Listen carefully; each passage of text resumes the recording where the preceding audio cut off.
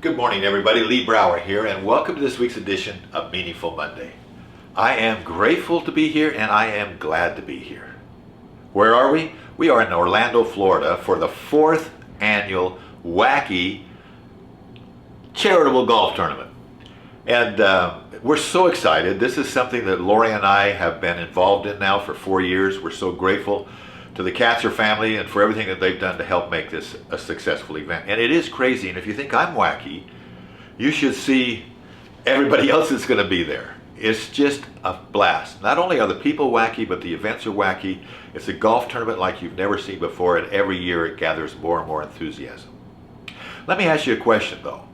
If you had heard that Lee Brower was just a little bit crazy, and you had it in your mind that he was a little bit crazy, and this was your first impression with that in your mind, and you saw me walk in, what would you think? What would you think? Well, let's get serious here. Okay? Now, you've probably heard the saying that says what? Don't judge a book by its cover, right? So, with that in mind, may I share a story with you? Our son Nick, in 2010, the year before he passed away, one of his great passions was hockey. And in particular, he loved a player, Sidney Crosby, number 87 for the Pittsburgh Penguins. And some friends of ours from Philadelphia, dear friends, they knew that, and they had connections with the Flyers, and they called up Nick and said, hey Nick, how would you like to go to a game with the Flyers versus the Penguins and sit in VIP seats? And it was like all over it, absolutely. So Lori, myself, and two of Nick's sisters, we were able to fly to Philadelphia, get VIP treatment, and go to the game. And much to Nick's happiness, the Penguins won 5-1. And even though he was kind of hid his Penguin clothing underneath his shirt, but nonetheless, he was very happy. And after the game, the public relations manager came up and said to Nick, hey Nick, how'd you like to go in the locker room? And Nick's like, absolutely. And he says, well, if you could meet one player on the team, who would it be? And Nick said, well, Mike Richards. Mike Richards, who was the captain at the time. And he says, well, let me see what I can do. I'm pretty sure I can get Mike Richards to meet with you. So as he left, Nick turns to me and says, the only person that I don't want to meet is a guy named Chris Pronger. And I said, why? Why would you not want to meet Chris Pronger? And he says, well, because he's a dirty player. You know, he's a terrible player. He played for the Ducks, and he stomped on this guy's thing, and he got suspended. You know, he's just a mean guy. I just don't want to meet him. And I said, okay, well, I understand.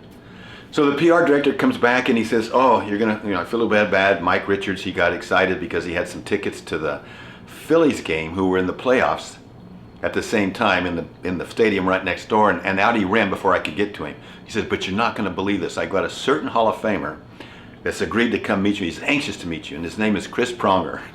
So Nick kind of put a big smile on his face. You know, he's unflappable. And Nick just says, well, I guess you get what you ask for, don't you?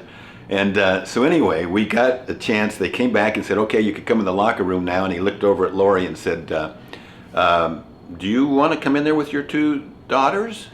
There may be questionable clothing involved here. And of course, Lori said, no way, we're not going in there. So Nick and I go in, and we're waiting for Chris Pronger. And he'd been in the whirlpool, so he's a little bit last coming out. And there's a big band of photographers and reporters all around waiting to interview him. As he comes in, he just pushes his way through that group, and he walks right over to us and he says, you must be Nick.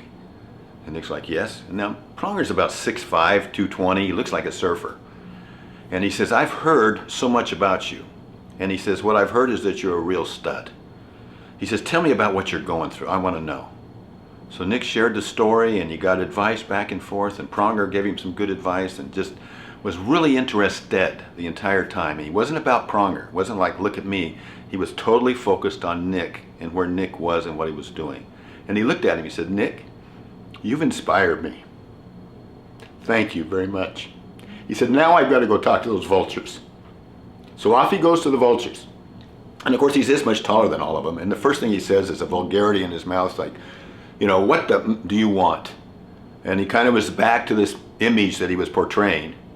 And when he was done interviewing, as he walked out the door, looks over the top of the head of the reporters, and he said, hey, Nick, I've got your back, buddy. Now, Don't judge a book by its cover. I hope this helps you, as it's helped me, as it's helped our family. Have a meaningful week. We'll talk to you next week.